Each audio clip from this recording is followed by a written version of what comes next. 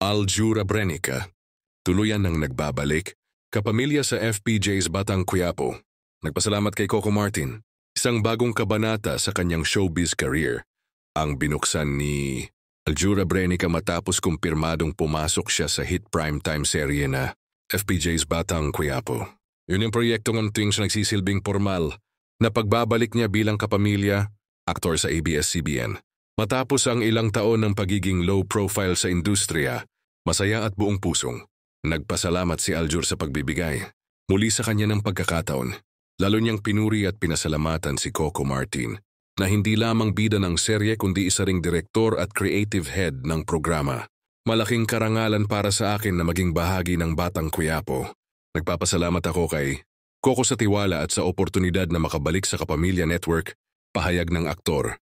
Muling nagbabalik sa spotlight sa pamamagitan ng isa sa pinakamalakas na teleserye ngayon.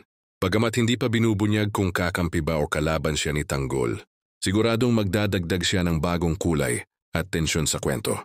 Sa kanyang pagbabalik, muling pinatunayan ni Aljur na bukas ang ABS-CBN sa pagbibigay ng pagkakataon sa mga artistang handang ipakita ang kanilang talento at muling makipagsapalaran sa kapamilya stage.